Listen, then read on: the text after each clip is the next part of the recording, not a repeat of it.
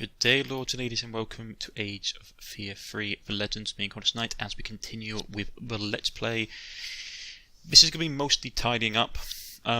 We are taking advantage of a lot of downtime with the enemies to just harvest some experience and souls for our evil. Well, I don't say evil, I think it's like, would count as like a neutral weapon if you were using D&D. Not class types, basically it's alignment types, I should say. What you got for me? So we're just going to move our characters about and sort of clear up what we need to get cleared up. We've got the evil chest, we had to be careful of that, it's cursed. Got a bunch of wyverns to take care of. I mean, this is the best thing I can think of. I have been informed that the sword, like the soul collector sword that I have, does in fact have like multiple levels that you can go through. So we need to harvest as many souls as possible with the main character to make his sword evolve. Judging from the last level that went up, I think we need to get 4 souls per level. So time to harvest lots of souls.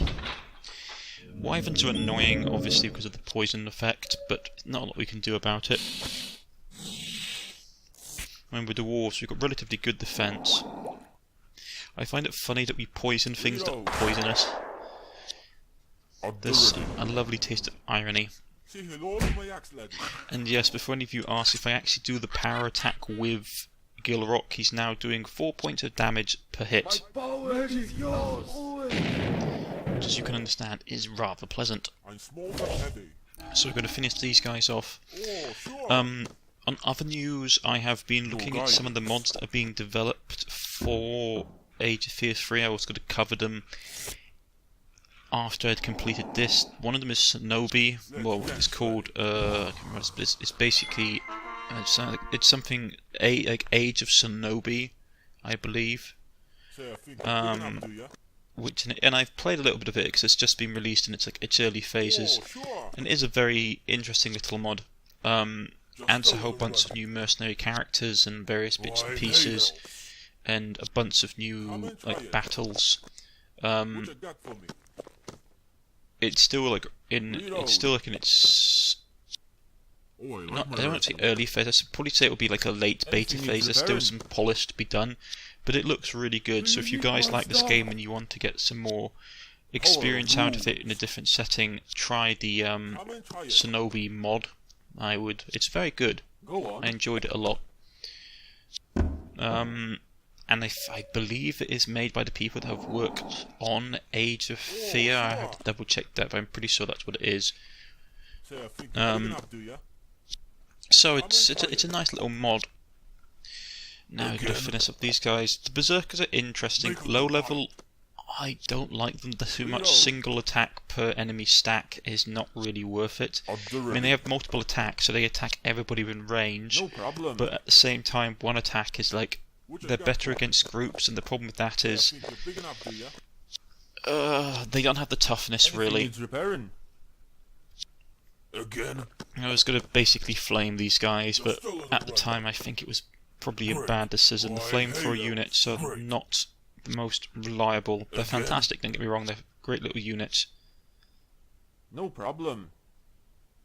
But at the same time, burning your own people alive is never a good thing. Go on. I think I spent a little bit too much time here trying to actually barbecue the nest when I didn't need to, and I could have just shot the blinking stuff.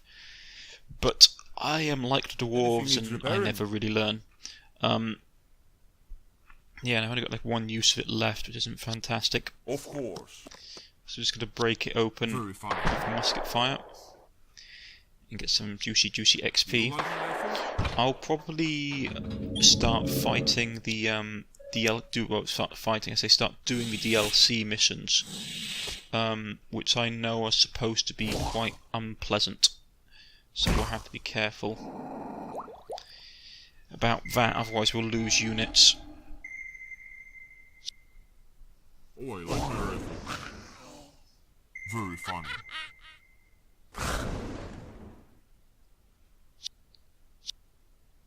Nah, can't bother, just smack with the axe, get extra souls. That attack now does 4 damage per hit. which is absolutely brutal. Insanely brutal. But I do have to be careful with it, obviously, because it means it has a less hit chance, which isn't as great, but hey-ho. No one can... We can't have everyone being like our Black Knight from the Succubus campaign. Man, that guy was... Come and try it. That Succubus campaign, I mean, yeah, the story needed a little bit of work towards the end, but like I had like the Black Knight character in that, so OP, it was unbelievable. Like he was just obscene. Like even if you like hurt him, he just got stronger. Ah, Percival. But no, the developers have said that they have sort of like tweaked with the ending of that, so it's going to be different from when I played it. So if you guys want to go back, I mean, it's not a massive change. The missions are still the same. It's just the dialogue narrative has changed to suggest that, if I recall, Belcara is a lot more in control than she was previously. Like, it's very clear that she's still, even though it appears that she's being corralled into doing things, she's actually the one in control of the situation. She's just being sneaky about it rather than the other way around. My power is yours. This is the one thing I have noticed. The developers have been taking to hiding stuff under trees, hidden stuff.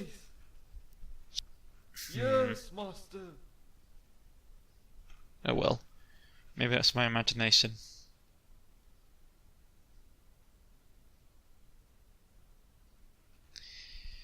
But yes, I'm going to clean out these guys. I'm having really bad luck at the moment in this game. I haven't been able to get a single magical staff for my maid, and the rare items shop has not dropped either, which is really, really bad news. Like the magical bazaar hasn't dropped, which is really bad for me as well. So I may have to do the DLC mission, which gives us a magical staff, which may be not fantastic, because obviously that kind of DLC with powerful magical artifacts tends to be quite difficult to balance off the power level. So that's something to consider. More souls for the Dwarf Lord. Very funny. Reload. Check my spells. Now, there are like a multitude of different things you can do in this game,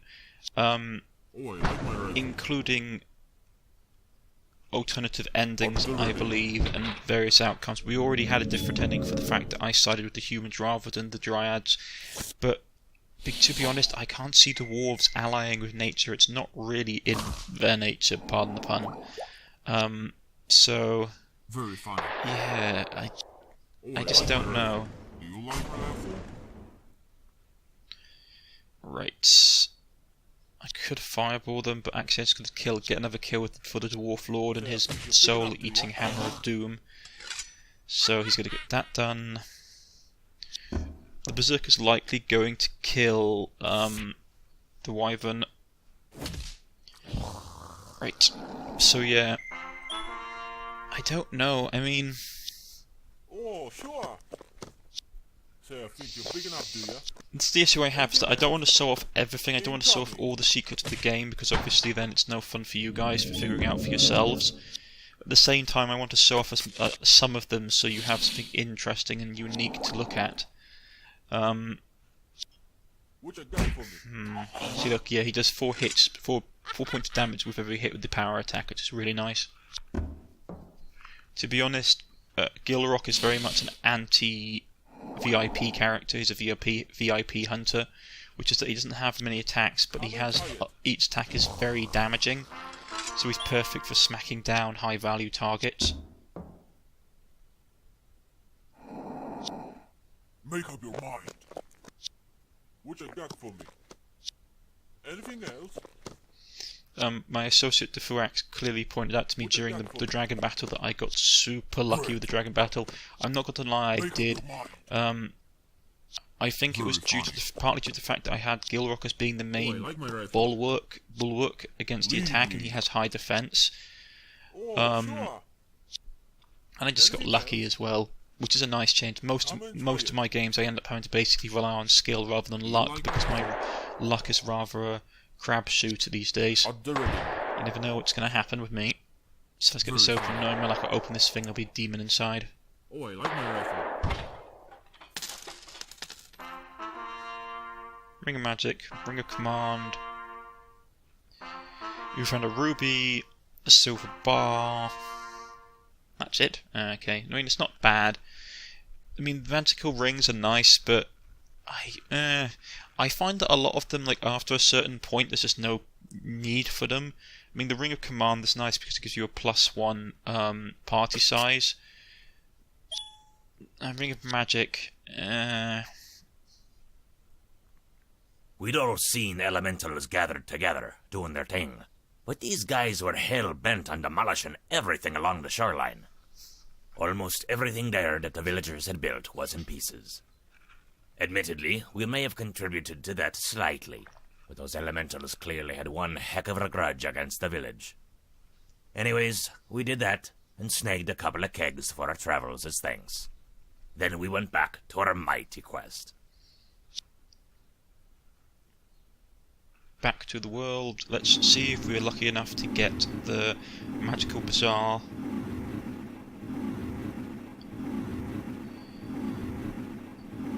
Come on. Come on, Cornish needs a new set of magical boots.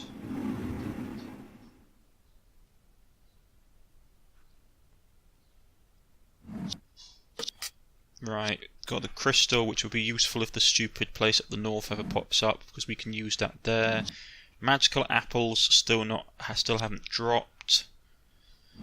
Mermaid, perhaps. I think I do have a pearl that I can use on her. Yeah, we have a pearl. Give her a pearl. You gain Dagger of Lightning. That's a punch dagger, by the way, if you're wondering what that shape is. That's a kind of dagger from India where you basically hold it almost like a bit like a knuckle duster. It's basically you grip it, and it has a hand grip, and you basically punch with it. Soul Collector's improved, I believe. I think it's improved. But definitely the image has gone different. I don't see any. Can't see any actual. Has it? Maybe not. No. Raise a bit of extra cash.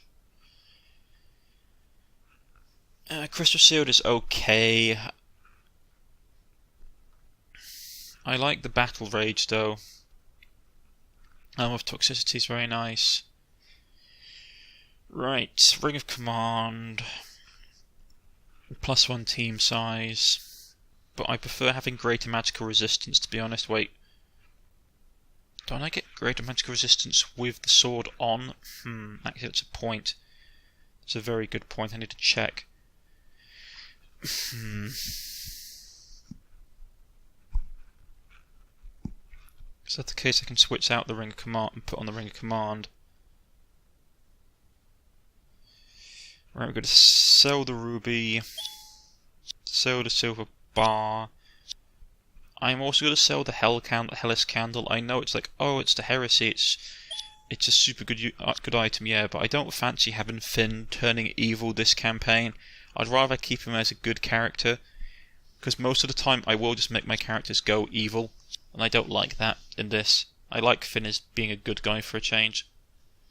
Right. So, leadership is what I need for that. What else? Do I want magical attack or magical defense? Or do I just want parry straight up?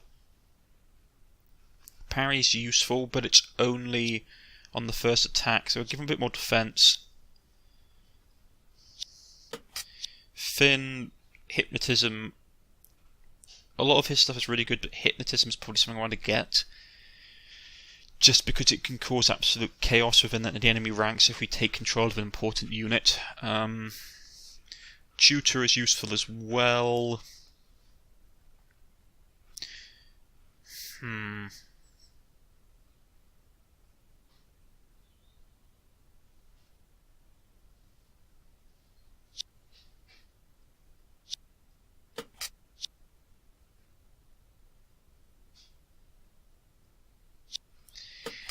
There's not a lot I want to get yet. I want to... Ooh, Forge Master, that would be nice if I can get him up to Forge Master rating. These guys still need to get up to the elite status, which would be useful. Oh, he can fully max out. I'm not going to improve the handgunners to the later levels because, in my experience, having all range units of one type is massively disadvantageous. Especially if it's lightning, we come up against something that's, say, made out of rock, and we can't hit it with lightning. So I will upgrade that particular Tesla to the main full rank and give him improved healing. These guys aren't leveling up yet, but I want to get the double attack for them just so they're actually a bit more useful to me in mass brawls. Yeah, that guy's got that. Still want to get the elite status with him.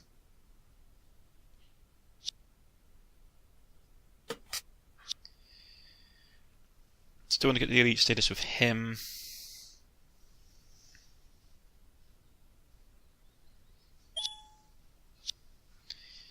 Now, we can't get into the temple because we need to get the key for the Moon Temple. They want to have anything, so let's choose. Do we want to do the elementals or do we want to do werewolves? Now, I need that magical staff, really, to be honest. I need the magical staff, and I need it for my wizard badly. Welcome to the Elementalist Expanse, and these levels are optional and can be played any time during the campaign. We suggest that you're playing on veteran units, necessarily have party of all veteran units before starting the Elemental Expansion. Thank you for supporting the indie games. Greytop Mountain, a place only the bravest adventurers dare to tread. Sneaking paths, tumbling boulders and treacherous cliffs make the dizzying clamber anything but a Sunday stroll, yet all the best risks come with the most promising of great rewards. Should any adventurers reach the peak of Greytop Mountain, they'll be standing at the entrance to double doors of a long-abandoned Mage's Tower. Rumours fly of the legendary artifact hidden within, the most valued possession of the former elementalist who called the spire home. Many treasure seekers... well, I seem they can't be bothered to pay attention to dialogue. The bleak sky overhead is anything but a good omen. As the party arrives at the base of the mountain, they spot a patchwork tent and a lone, wrinkled Sherpa seated near a smouldering fire. His scrubbly beard and rags suggest he's more equipped for the needs of the goats than travellers. The heroes approach and the old man raises to his feet, gesturing towards the rocky uphill path. As they begin the ascent, the Sherpa sighs and retreats to the tent. The party feels like he's the first... This isn't the first party since making a mission to Greytop Mountain. The howling wind rises in intensity of every step. Before long, the heroes cross a steep incline and see before them the line of stony gargoyles blocking the way ahead. All hopes that these might merely be decoration are dashed as the nearest flares its wings and growls. Okay, so we're fighting gargoyles, are we? That's going to be interesting.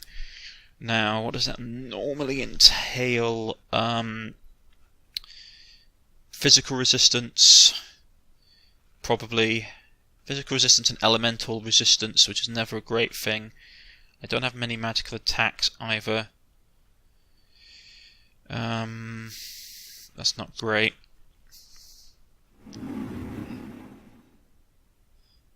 Yeah, let's do it then. Let's get down to business.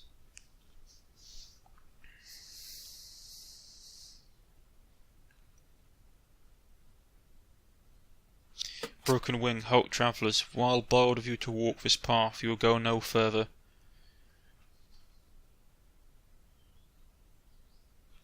Master commands at Nansal Pass, turn back, and the lightning balls buzz suspiciously. Alright, what are we facing then? A lightning ball. Part of a dwarven crafted defense system, lightning balls accumulate energy and discharge powerful shock waves towards intruders. They are often connected to a grid and activate a single lightning ball could discharge a devastating volley of lightning within moments. Okay, that's gonna suck.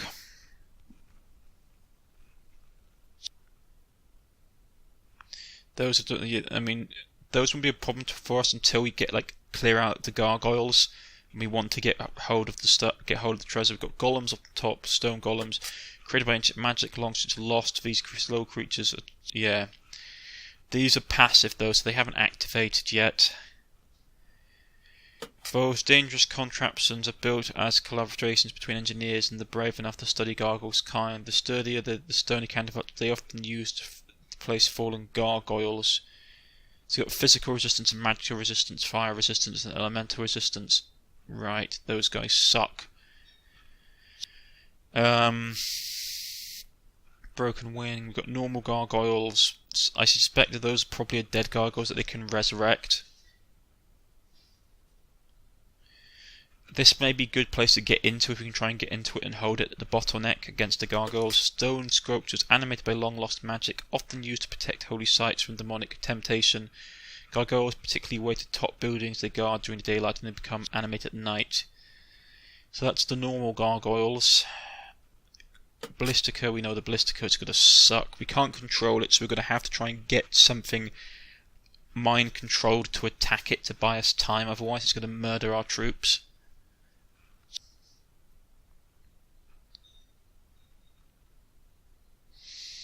And you've got those seemingly anti-magic gargoyles as well, judging from the fact that they have magical burn on them. So, we should try and fight our way up into the encampment and hold the entrance if we can. It's not a great combination, to be honest, if we're being honest about it. But it's better than being out in the open. So let's get organised.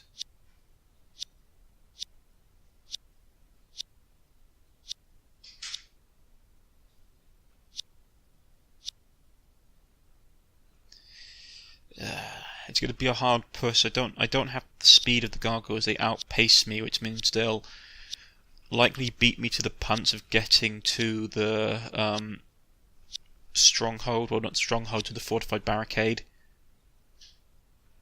On top of that, I'm going to have to make sure that some of my units, like the dwarves, like I'm moving the dwarf slayers. Actually, I should probably have the dwarf slayers out of the combat situation, just because if they get stuck in it, they won't flee, and they'll get overwhelmed and killed, which isn't fantastic.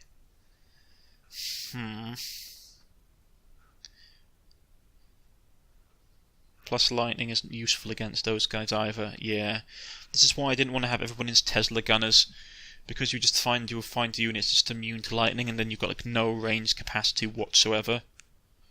Ballistica is going to be a pain. Yeah, it's going to be a massive pain.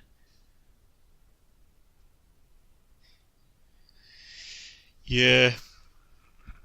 It's going to be giving off, what, 2 damage a turn if it hits, with stunning. So, pretty nasty. We'll have to try and figure out a way of dealing with it.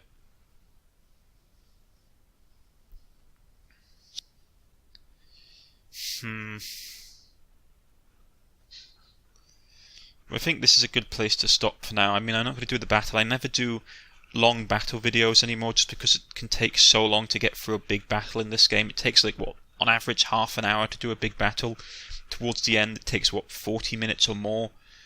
And I know everyone doesn't really want to sit through, like, an absolutely massively long video. So, yeah, they got physical resistance, magical resistance. Yeah, these guys are annoying. They're immune to mind control and command, but I think that's different to hypnotism, so we may be able to hypnotize one of them, in theory. Yeah, hypnotism, it's not mind control and it's not command. If we can get one of them, we may be able to just chuck it against the Ballistica and get it to kill it.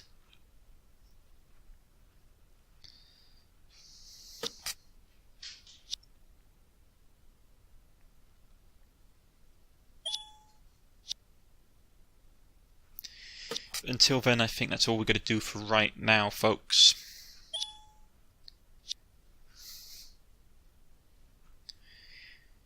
As always, if you've liked, please press the like button. If you wish to subscribe, please press the subscription button. You can follow me on Twitter, you can follow me on Steam, or you can leave a comment in the comment section to get back in contact with you.